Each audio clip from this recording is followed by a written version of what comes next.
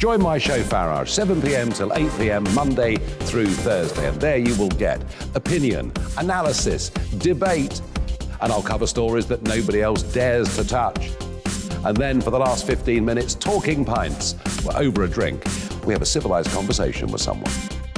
We very often disagree, but we do it in a grown-up way. Come and join me on Farage.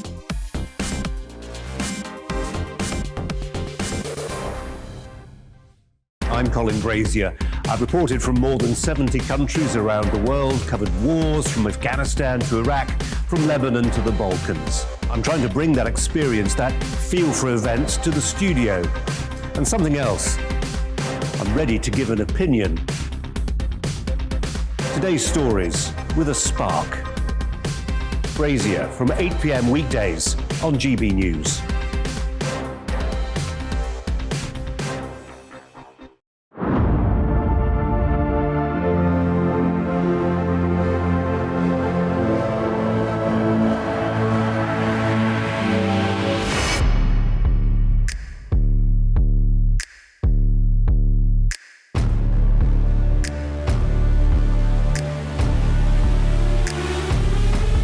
I think you'll be happy in the future, too.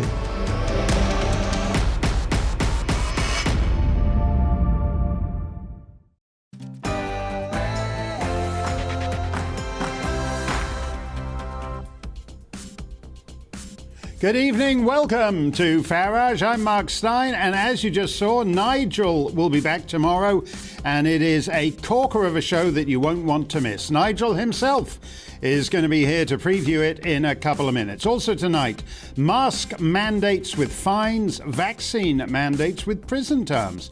Plus, the new Battle of Hastings, not between the English and invaders from the French coast, but between two groups of English, one trying to prevent the other from rescuing the fellas from the French coast. Plus, I'll be talking pints, or maybe picking pints, with one of the United Kingdom's all-time greatest disc jockeys, the pop picker in person, Paul Gambaccini. And of course, the indispensable part of the show, your comments and questions. Shoot me your thoughts at GBViews at gbnews.uk. That's email. Tweet me at GBnews. All coming up on Farage after the news with Simon Pusey.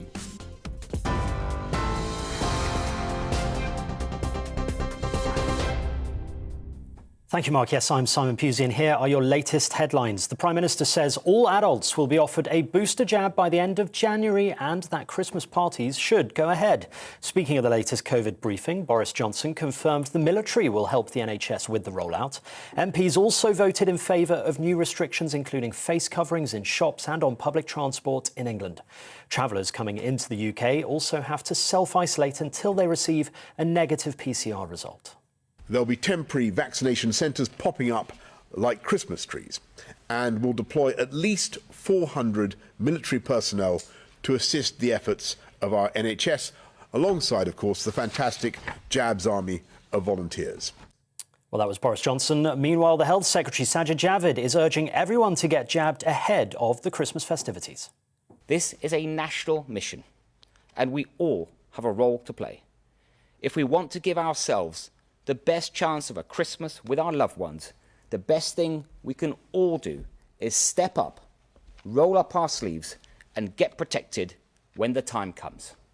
Meanwhile, Scotland's First Minister Nicola Sturgeon has updated Holyrood on the latest developments with the Omicron variant. She says overall infection levels have been falling over the last week, but she still urges caution. I very much hope that as we do learn more, our level of concern will diminish rather than increase. However, while hoping very much for the best, I think it is prudent at this stage to contemplate and prepare for something that is less positive than that. The Justice Secretary says the backlog of court cases is serious and needs to be reduced quickly. Dominic Raab said remote hearings will become part of the new normal and help bring down numbers. By the end of June, there were nearly 61,000 outstanding Crown Court cases and more than 364,000 in the magistrates. A US court has heard claims Ghislaine Maxwell was Jeffrey Epstein's go-to person to handle everything. Lawrence Vysotsky told jurors at her sex trafficking trial in New York Maxwell was Epstein's number 2. The British socialite has been accused of recruiting teenagers for Jeffrey Epstein to sexually abuse for 10 years from 1994. She's been in a US jail since her arrest in July last year and denies any wrongdoing.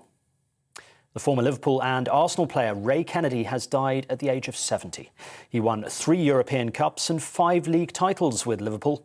The England international was also part of the Arsenal side that won a league and FA Cup double in 1971. And nearly 17,000 properties in Scotland are experiencing a 5th day without power after Storm Arwen. Engineers are working to restore supply to the northeast and southwestern parts of the country, which have been hit the hardest. Deputy First Minister John Swinney said Storm Arwen was a more significant weather event than the Beast from the East in 2018. That's your news update. Let's get back to Farage.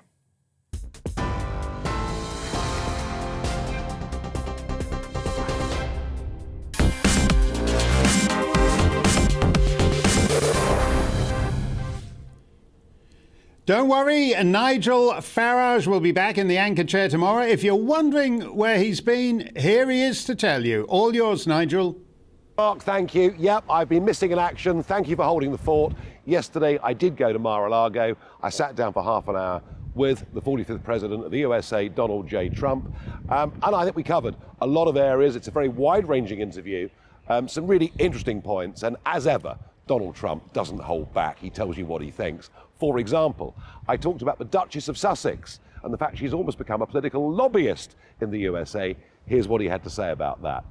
I'm not a fan of hers at all, and I think she's very disrespectful to the Queen that we just spoke about, who's such a great woman, who's such a great person, historic person. I think she's very disrespectful to the royal family, but maybe most importantly to the Queen. And of course, the biggest question of all, is Donald Trump going to run in 2024? Polls at the moment showing him ahead of Joe Biden in those key swing states. And I put it to him, I mean, why on earth would you give up an amazing life with your family around you at Mar-a-Lago, owning golf courses all over the world? Why give it up to go back into what is absolute hell? This is what he said. If you love the country, you have no choice. It's not a question. It's just, this is a wonderful, beautiful life. But I like that too because I was helping people. That's why I did it. And I think you'll be happy in the future too. Well, I think that's the clearest indication we've yet had that Trump fully intends to run in 2024. Get the full interview tomorrow night here on GB News at 7 for an extended 2-hour special. That's incredible, Nigel. We will look forward to that. Aside from the politics, aside from opening up on Meghan and all the rest of it, I'm extremely envious of the colour of that sea behind Nigel. Did you get a look at that? It's not like that in the North Sea or the Irish Sea. That's tomorrow, right here on GB News, 7 p.m. for 2 hours. Donald J. Trump and Nigel Farage together. You will not want to miss that. A few months back, Turkmenistan became the first nation on earth to mandate COVID vaccines for everyone over 18. To be unvaccinated is to be a criminal.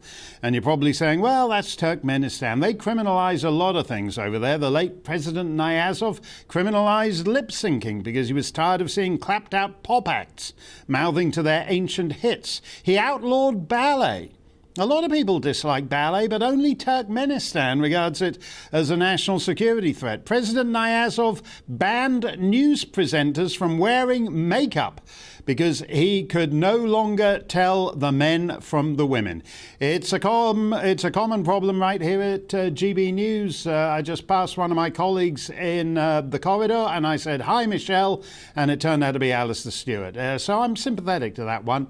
Turkmenistan is now telling the average lip-syncing, rouged and pancaked, ballet dancing, unvaccinated Turkmen that they're committing a 4th crime. So what's the big deal? But the Turkmen model is creeping westward.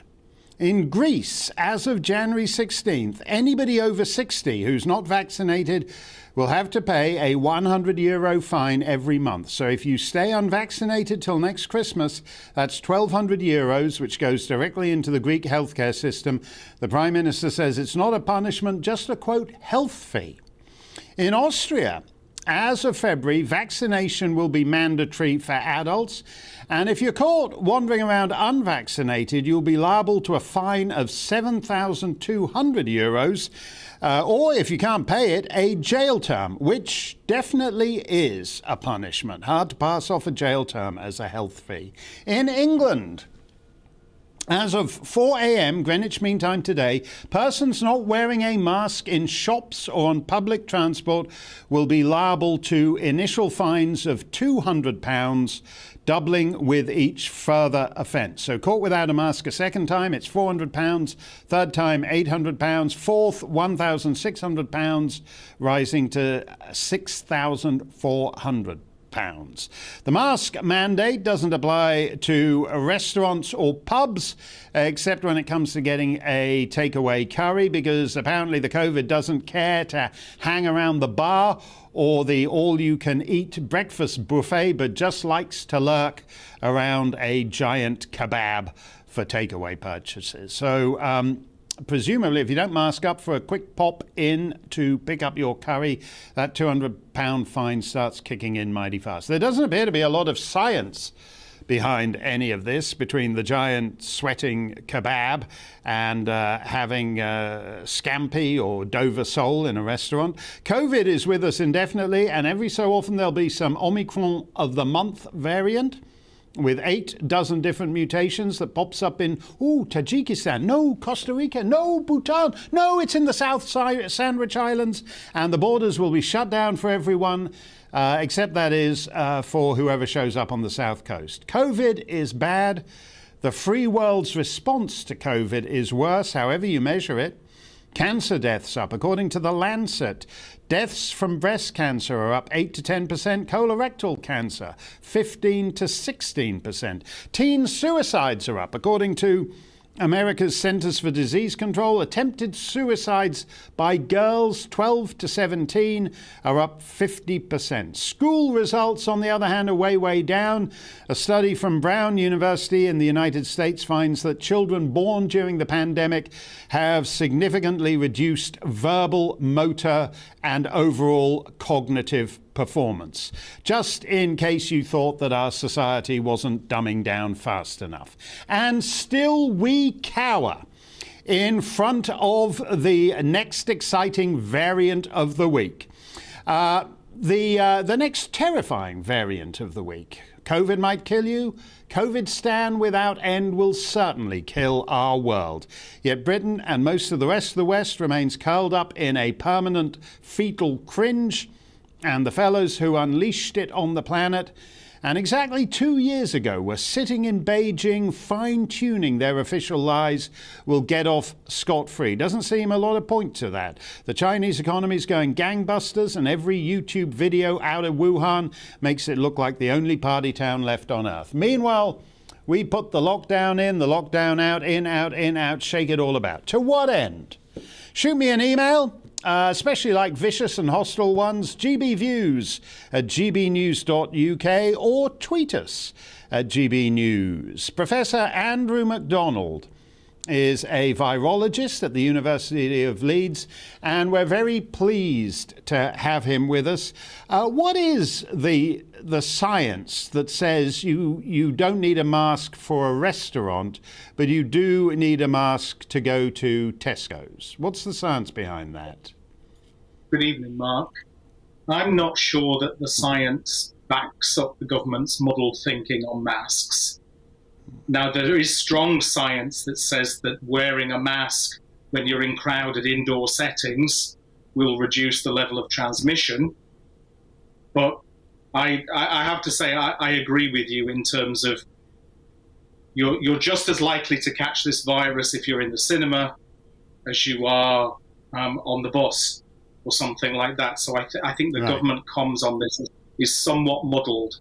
And I think that is a great shame, because if they're bringing this back in because of the genuine potential for Omicron, then I think they missed a trick, because they're muddying the waters again in terms of efficacy of these mitigations. How seriously do you think our leaders take it?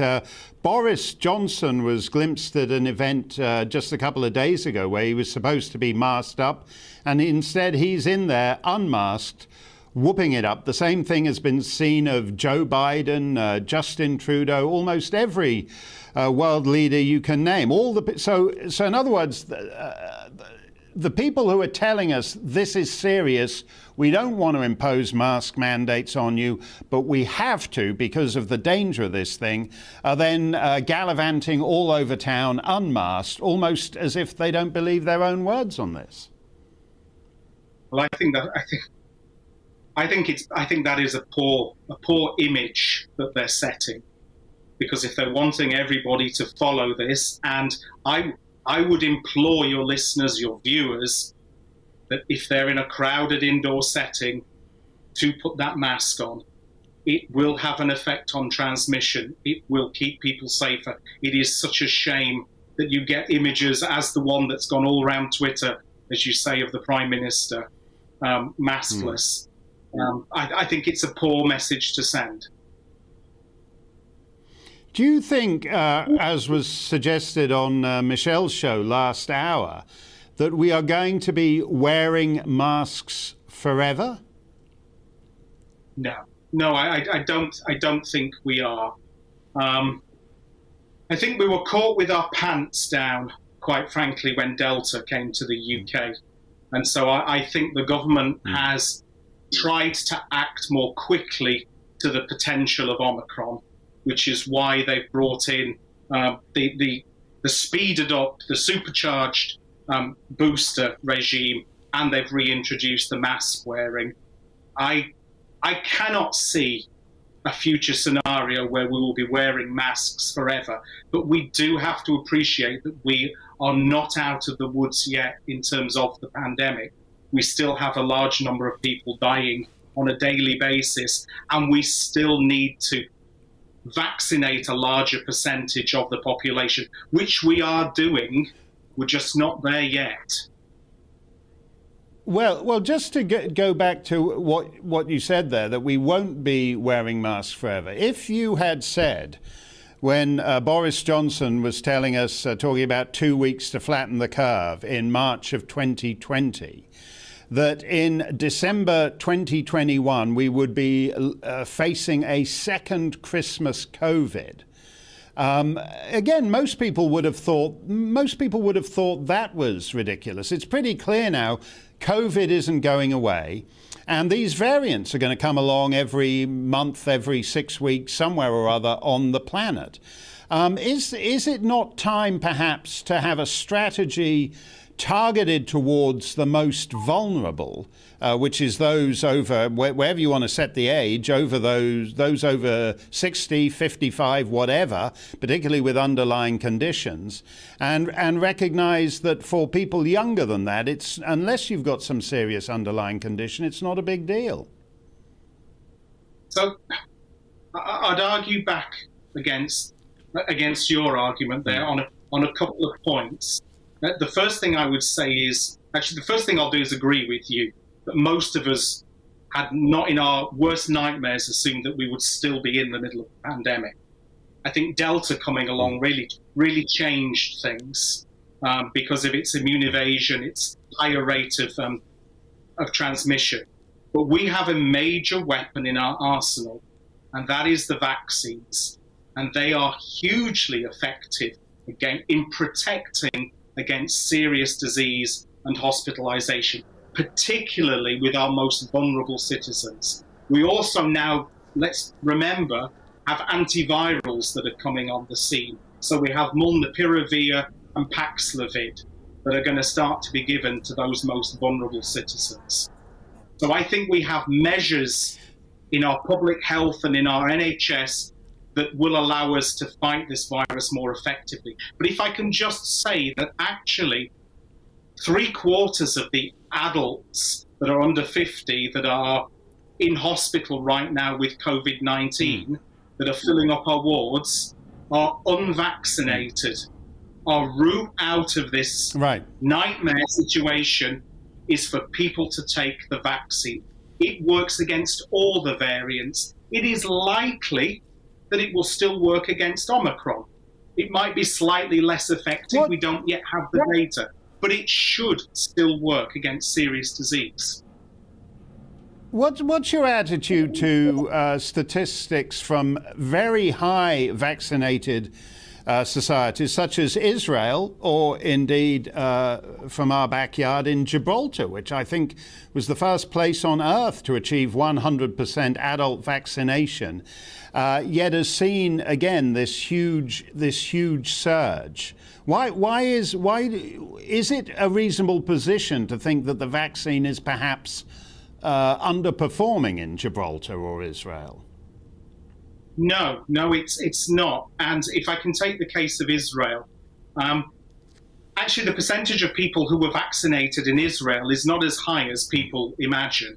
They're probably on a par as us. Where Israel were fantastic is in getting their vaccine rolled out. So what you have and what you will always have is some vaccinated people will become ill. And the reason for this is, firstly, that the vaccine is not 100% effective. Very few vaccines are. So even if 100% of people had the vaccine, it's only about 92% effective. So you still have a small percentage of people who could become ill. Secondly, the bulk of the people who have the highest uptake of vaccine are the elderly and the clinically vulnerable. So whilst the vaccine is reducing their risk of serious disease, of course, these are an older population. They're a more vulnerable population. Some of them are immunocompromised, so they find it more difficult to fight infection. So you're always going to get this skewing of the data. And it's only when you really look into the data that you see that actually you've got a 10-fold higher chance of being hospitalized if you're unvaccinated compared to if you're vaccinated. We should also remember that much more of our population is vaccinated than unvaccinated. So that skews the raw data. But we have to be careful about banding around those statistics. I take that point, Doctor, and certainly we want people to enjoy sufficient protection that they stay out of hospital, so all those untreated cancer cases can get back in there, and their stage 2 cancer won't have metastasized to stage 4. Very good of you to join us. Thank you. I appreciate it. Coming up, your reactions to where we stand in COVID land as it approaches the start of the third year, plus a standoff at Hastings from people determined not to let the new Normans land, and the great Gambo, a peerless picker of the pops turned scourge of the cops, with his campaign against what he sees as Cressida Dick's corrupt and malign Metropolitan Police. All straight ahead on GB News. It's time to remind ourselves there's always another winter. Canary Islands sponsors the weather. Good evening. It's been much milder today, but colder air is going to return. Certainly feeling cold in the winds tomorrow. A bit brighter with some sunshine, but there will be showers, and those showers in places likely to turn wintry. This area of low pressure is developing, and as it heads into the North Sea, really producing some strong winds across the coast of northeast England again. And after Storm Arwen hits at the weekend, that is not good news for this part of the world. As well as the winds picking up, there's going to be plenty of rain around. That rain turning heavy at the moment across Scotland. A band of rain will whiz across England and Wales this evening, followed by some very lively showers when the winds will suddenly just whip up. So you may get woken up by the gusty winds tonight. Temperatures dropping down, but generally staying a few degrees above freezing, thanks mostly to the strength of the wind. That wind will be very lively then along some North Sea coasts in the morning, providing plenty of showers here as well. Some of those could be of hail, rain showers for Wales, southwest England, and the showers turning more and more wintry over northern Scotland as the day goes on. But there will be sunny spells, and there's There's going to be a cold feel to the day. Temperatures back to single figures, and add on that wind, it feels even colder. Certainly getting pretty cold on Wednesday evening, with further snow likely over northern Scotland, and then the potential through tomorrow evening for a mixture of rain, sleet and some snow to push south over southwest Scotland, northwest England into parts of Wales. So in this zone you may wake up to a covering on Thursday morning. The potential for things to turn icy as well, because as the winds ease, temperatures will drop further. So it's a cold start to Thursday. Could be some ice around and still some snow mixed in as this weather system trickles south across Wales into southwest England on Thursday morning. So again, may wake up to a covering in places here. Generally a fine sunny day on Thursday, but it will be cold, but those winds at least will be a little bit lighter. Canary Islands sponsors the weather. On Brazier at 8, the story mainstream media is ignoring as Iraq flies its nationals home from Belarus.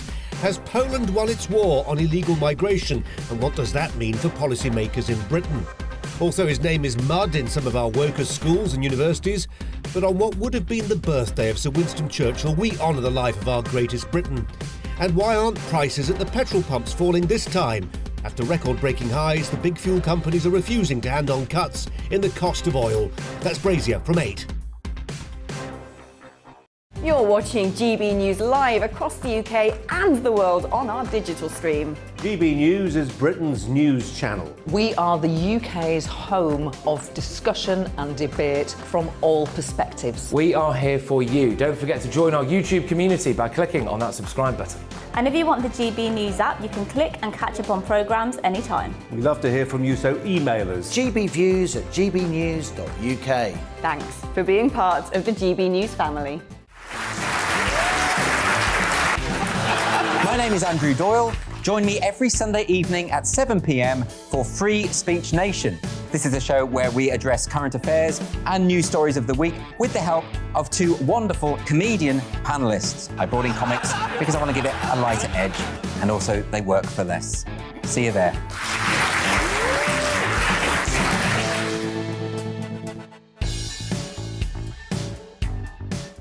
Join my show Farage, 7 p.m. till 8 p.m. Monday through Thursday, and there you will get opinion, analysis, debate, and I'll cover stories that nobody else dares to touch. And then for the last 15 minutes, talking pints. We're over a drink.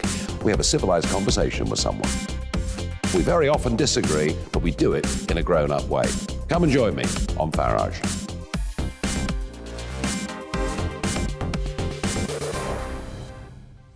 I'm Colin Brazier. I've reported from more than 70 countries around the world, covered wars from Afghanistan to Iraq, from Lebanon to the Balkans. I'm trying to bring that experience, that feel for events, to the studio. And something else. I'm ready to give an opinion. Today's stories with a spark. Brazier from 8 p.m. weekdays on GB News.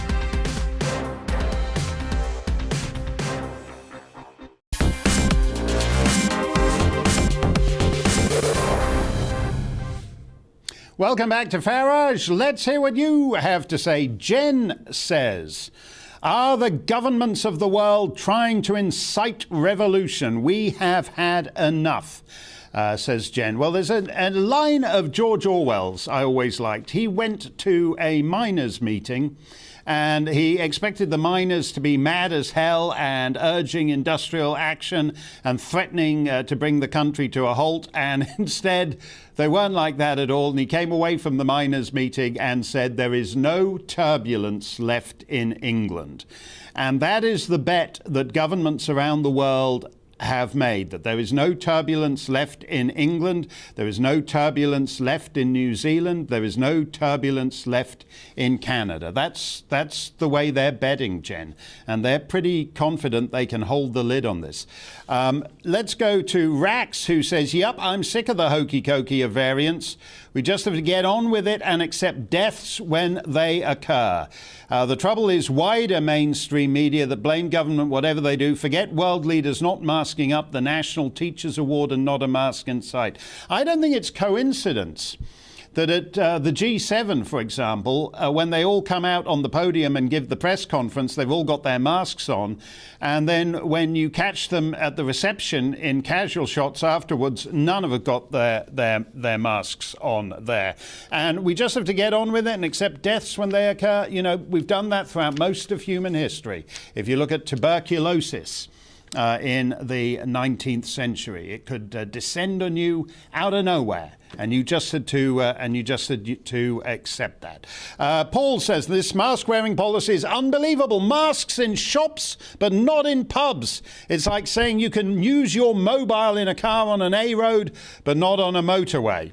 It actually may be even more stupid than that. It's like a bit like saying you could dial a local number in your car, but you can't dial an international number in your car. Thank you for those. We'll have more of your thoughts in Stump the Steyn a little later on. What the Farage are the men behind the hate crime that never was.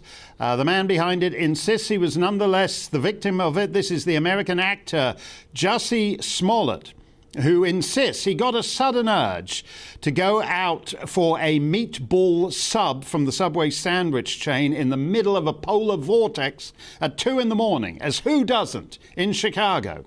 And he says he was a victim of a real crime, being beaten as he attempted to return home with his meatball sub. He was a victim of a real crime as he stands at trial for hiring 2 men to attack him as he went to Subway for that meatball sandwich in the middle of a polar vortex. Jussie Smollett is gay and black, and so the idea was that this was a racist, homophobic hate crime, and he was beaten up by 2 white guys. And instead, the 2 white guys turned out to be 2 black guys from Nigeria. Rather hunky black guys, actually in terrific shape, because they're friends of his who work out at the gym he owns, apparently. He didn't really think through this self-hate crime very thoroughly, but in court, his lawyer insists that the $3,500 check he gave them wasn't to pay them off for pretending to beat him up on a Chicago street, but actually to train him for an upcoming music video. I don't know about you, but if you're ever mugged or you're attacked on the streets of the big city, one way out of it is always to offer them a $3,500 check to train you up for the next music video. Here's one for the James Bond fans out there. This is Q at his best, the Russian version of Q. Russia's military has designed a bizarre spy rock listening device which is expected to be used against its enemies. A clip has been released by them showing a fake stone that moves on wheels, so it's like a Fred Flintstone type car, I guess, with a spy camera that pops out of the top. You see that rock? It's moving. It's on the move. It's going to nestle just outside the British Embassy and pick up on everything the MI6 station chief is saying there. Those behind this rock say it could come in handy for trench warfare. It's controlled by radio signals and can be operated from a mile away. If you've got a 7-year-old kid, he might be impressed with a rock that he can drive around, but it seems a bit primitive in the age of drones. You may remember about 10 years back, by the way, MI6 placed outside the Russian Foreign Ministry like a fake rockery garden with some tree that was eavesdropping on everything that went in the Russian Foreign Ministry. So take pride, Britain, because MI6 got to this ahead of the Russians. For 2 centuries, the Royal National Lifeboat Institution has been the principal maritime rescue service throughout the British Isles, Britain, Ireland, the Isle of Man, the Channel Islands. It's a charity, and a lot of the people who donate to it are not happy at the subtle evolution in its remit. The laughably misnamed UK Border Force, there's no border, and it certainly isn't enforced. They're happy to use the RNLI as a high-speed taxi service for the 1,000 migrants a day heading from France to the English coast. Over the weekend, however, there was a showdown at Hastings when a group of people claiming to be RNLI donors tried to prevent the RNLI lifeboat from launching. They stood directly in front to try to prevent it being put in the water. Let's take a look at that. Don't bring no more back home here. Why we stopped our donations. What was that? Well, the RNLI called the police, and the boat eventually set off on its now routine mission to fast-track refugees from France, whatever refugees from France means, into the UK. I wonder if there will be more of this. According to a new YouGov poll, 82% of voters think the government is mishandling the migrant crisis. What does that mean? Does it mean they want the migrants expeditiously processed and safely fast-tracked to St Pancras on the Eurostar, or does it mean they don't want these migrants at all? Well, YouGov drills down and finds that 61% of respondents want the boats intercepted in the English Channel and turned back to France, and 61% also believe that the UK should not accept any asylum applications from those who've come from safe countries where they could already have claimed asylum, such as France.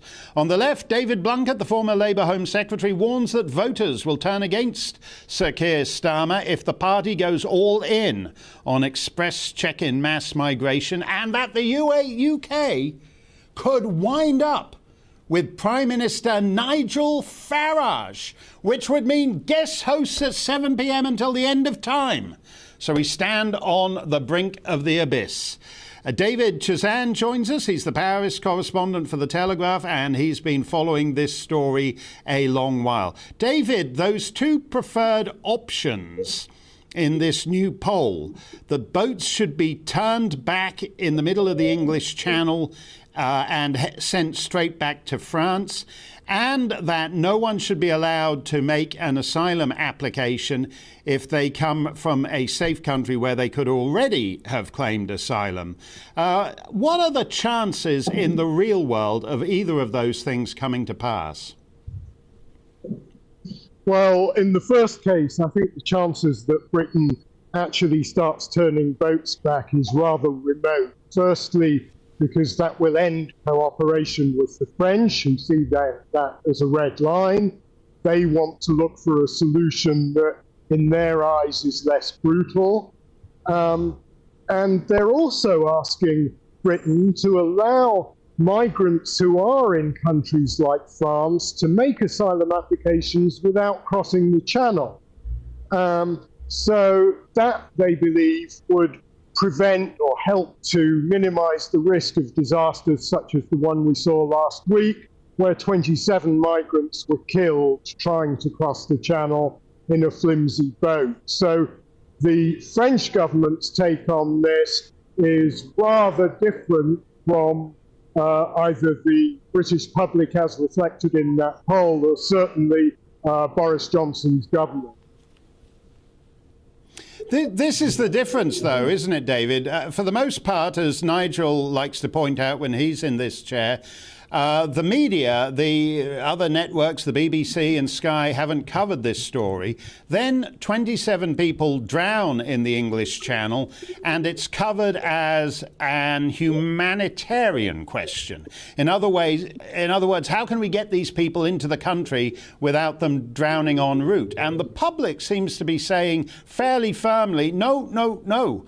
They've taken that risk, and whatever the risk, we don't want them coming into the country. As we've just heard, we've been talking about there's supposed to be a pandemic.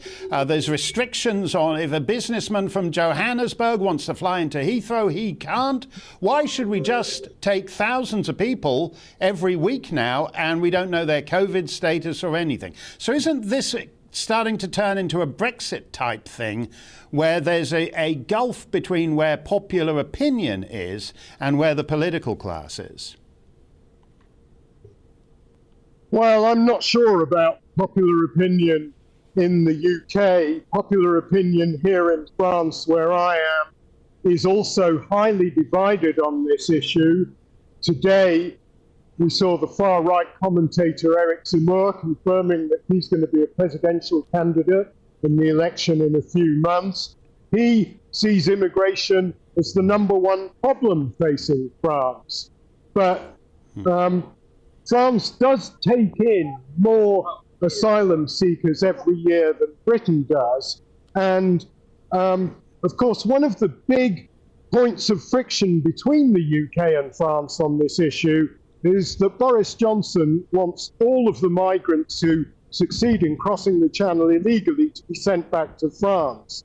And the French are rejecting that. They say that they would be prepared to take some of them back, provided Britain takes in child refugees, i.e. children who have been accorded the status of refugees because they come from war-torn countries or they're fleeing persecution.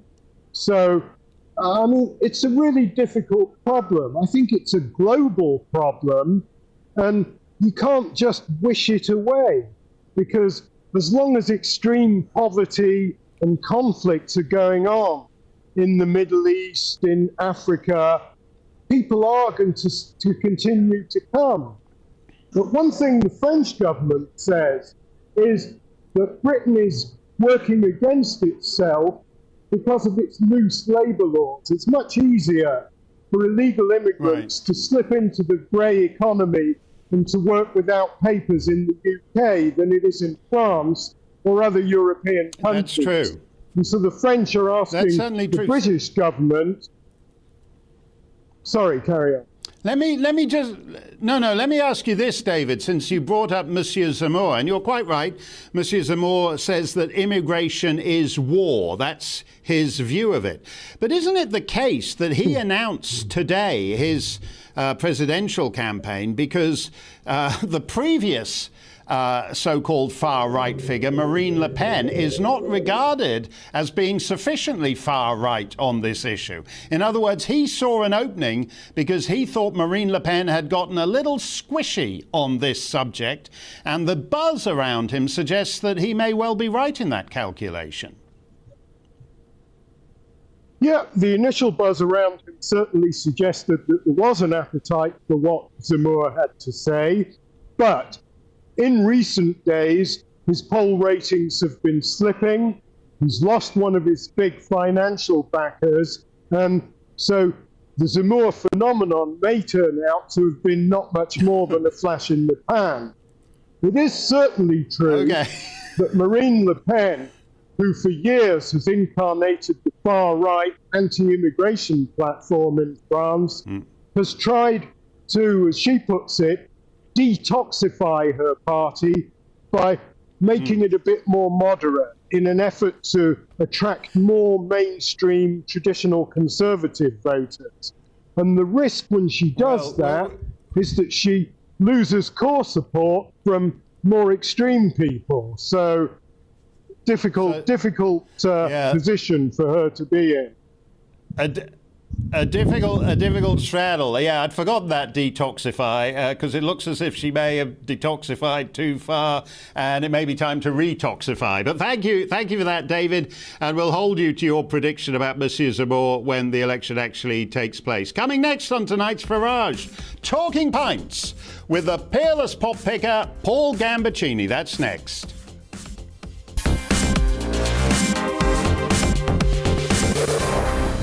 You're watching GB News live across the UK and the world on our digital stream. GB News is Britain's news channel. We are the UK's home of discussion and debate from all perspectives. We are here for you. Don't forget to join our YouTube community by clicking on that subscribe button. And if you want the GB News app, you can click and catch up on programmes anytime. We love to hear from you, so email us. gbviews@gbnews.uk. Thanks for being part of the GB News family. My name is Andrew Doyle. Join me every Sunday evening at 7 p.m. for Free Speech Nation. This is a show where we address current affairs and news stories of the week with the help of two wonderful comedian panellists. I brought in comics because I want to give it a lighter edge, and also they work for less. See you there.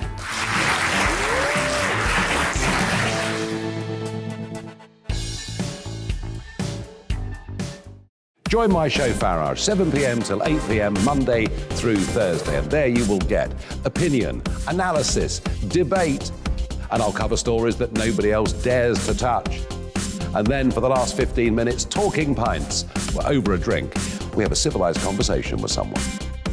We very often disagree, but we do it in a grown-up way. Come and join me on Farage.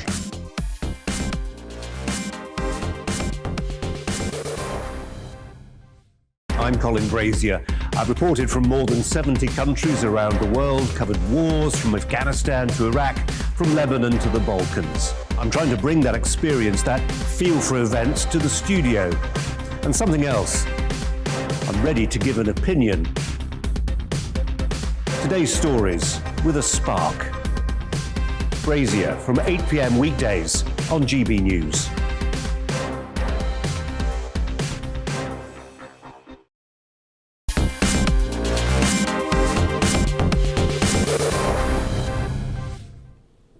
Talking Pints is being conducted virtually tonight, but I raise a glass to the one and only Paul Gambaccini, one of the best disc jockeys ever in the history of United Kingdom radio. And Paul has the all-time greatest... Oh, he looks like he's got a glass of something a little more sophisticated there. Paul has the all-time greatest theme tune on Pick of the Pops every Saturday, and it's such a killer theme tune that all the records he plays afterwards in the top 20 are a severe anticlimax. But he's such a good presenter, you don't really notice that until he's counted down to number 7 or so. Everyone loves to take a crack at that theme tune, from Emerson, Lake and Palmer to the B band of the Jugend Brass Band Forum in Germany.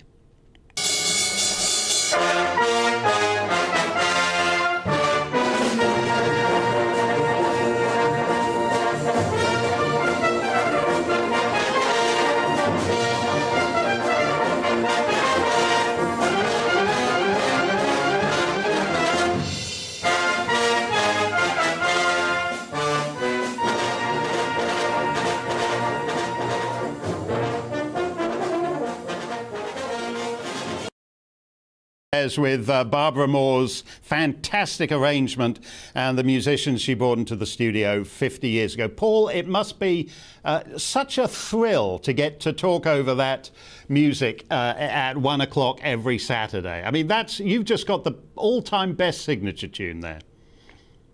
I think you're right. And also, it's a challenge every week, because one thing that Barbara Moore did was she leaves the junctions. So you have to speak up to a moment of a second of silence and then continue. It keeps you young, dare I say it.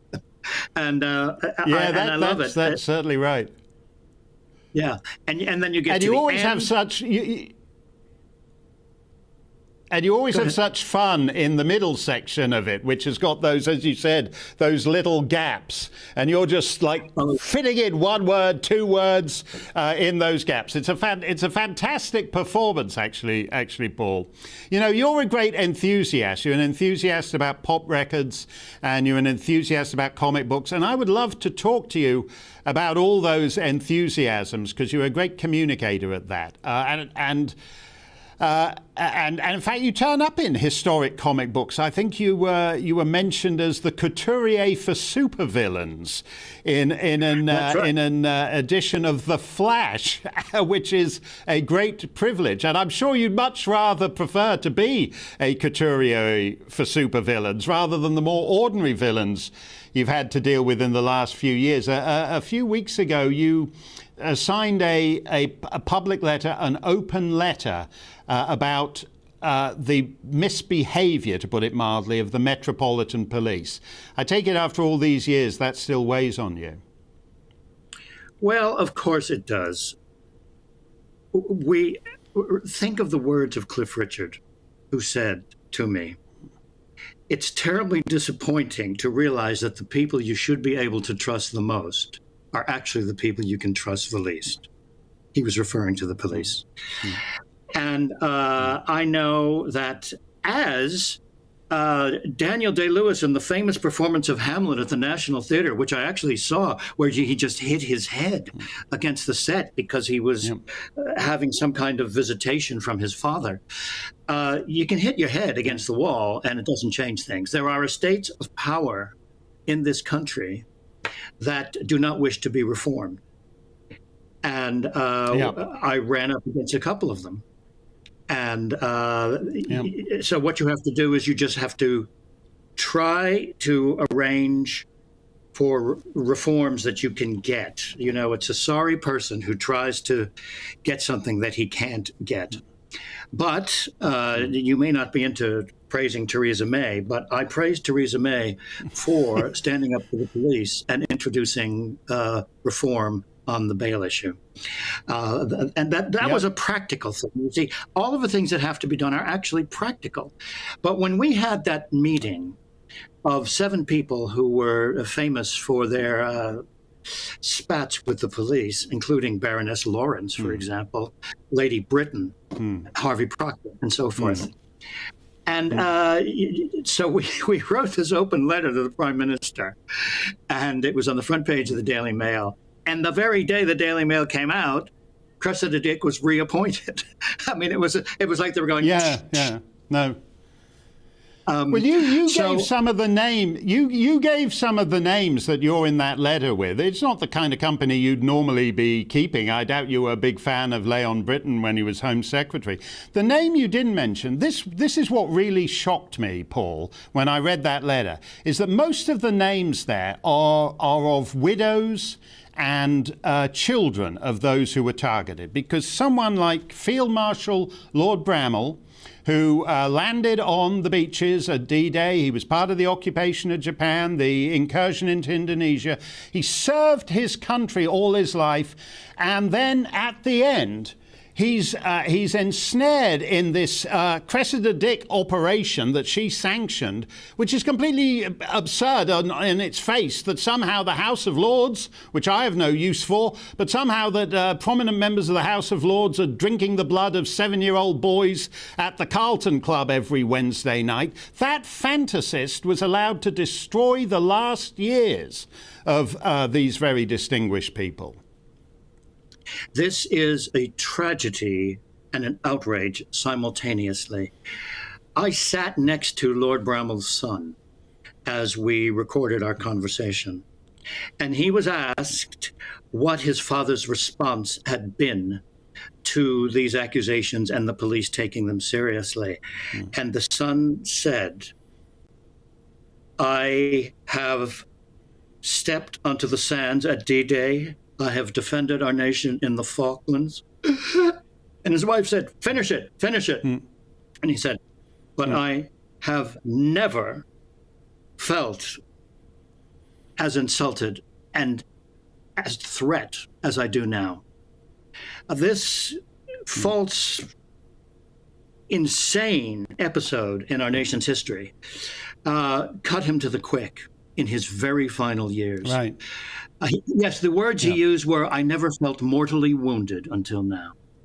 Can you imagine that? The nation's greatest living war hero. No, it's terrible. In your case, it was a completely cynical act because it came up at the time of the Jimmy Savile and all the rest of it.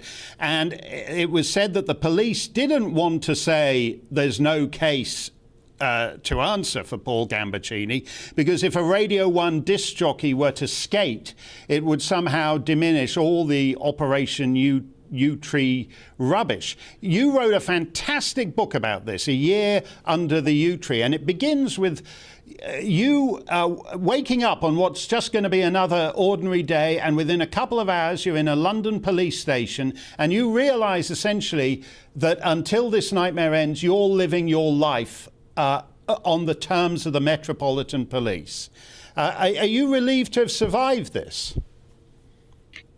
I certainly am, because not everybody did. Freddie Starr died. You may remember that. He completely cracked up, went to pot, went to Spain, and died. I had the benefit of fantastic husband and close friends. And when institutions drop you like a stone for fear of taint, your dear ones stand by you. And they are enough to get you through. Thank God. Thank God. Now, well, of course, thank you for that, Paul. Yeah. It's a terrific fight you're waging. I can't let you go, though, without asking you the thing you're really expert in. I was watching last night the end of the Queen's reign in Barbados. And what popped into my head of all things was, "Whoa, I'm going to Barbados" by the band Typically Tropical. Do you know where that got to in the UK charts? That was a number one. That was a number one in 1975. Wow. And then they went on top of the pops, and people realized they were white, and that was the end of that one. That's true. And it said that, I believe it said that kept Streets of London by Ralph McTell for being number one, for which we should. I'll tell you what, you know everything. Where did it get to in the Belgian charts? Belgium, I don't know, I'm afraid. But I want to say something to you, because I know this matters to you as well. Stephen Sondheim, his loss is so great. What a wonderful, wonderful talent he was. And what a great thrill it was for me to have a live interview with him on the radio when I was broadcasting the Olivier Awards, and there was a snag between a couple of awards, so I had 15 minutes live with Sondheim and Cameron McIntosh. Now that was a delight. And Sondheim said, "That's more." The first great reviews he ever got. The first great reviews he ever got were in London for A Funny Thing Happened on the Way to the Forum. Yeah. So he'd always been grateful to Britain since then. Well, that's true. I won't ask you about his record on the hit parade, because I think it boils down to Judy Collins. But thank you, Paul. That was terrific stuff. By the way, Typically Tropical got to number 17 in the Flemish hit parade, but only 32 on the Walloon hit parade. That's it. Time to do we have time for? No, we will do a quick one. Do you think Eric Zemmour stands a chance of winning the French presidential election? Asked Dr. Hackenbush. Oh, yes. You should never... if we've learned anything these last 2 years, it's that you never know what is coming up. Ian asked, do you think American society is about to collapse? We're all about to collapse. It's the end of the world, folks. Head for the hills. Don't wait until it's happened. Stephen says, do you think Canada and New Zealand would ever join AUKUS? No. That's it. Nigel and Donald J. Trump here tomorrow for 2 hours. Stand by for Colin Brazier. It's time to remind ourselves there's always another winter. Canary Islands sponsors the weather.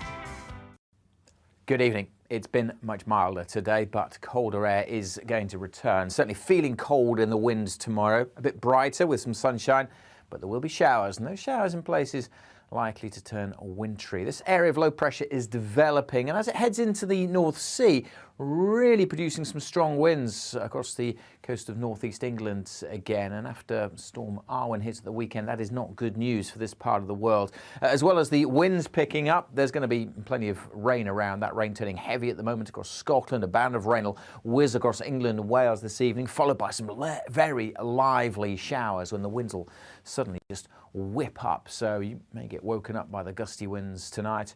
Temperatures dropping down, but generally staying a few degrees above freezing, thanks mostly to the strength of the wind. That wind will be very lively then along some North Sea coasts in the morning, providing plenty of showers here as well. Some of those could be of hail, rain showers for Wales, southwest England, and the showers turning more and more wintry over northern Scotland as the day goes on. But there will be sunny spells, and there's going to be a cold feel to the day. Temperatures back to single figures, and add on that wind, it feels even colder. Certainly getting pretty cold on Wednesday evening, with further snow likely over northern Scotland, and then the potential through tomorrow evening for a mixture of rain, sleet and some snow to push south over southwest Scotland, northwest England into parts of Wales. So in this zone you may wake up to a covering on Thursday morning. The potential for things to turn icy as well, because as the winds ease, temperatures will drop further. So it's a cold start to Thursday.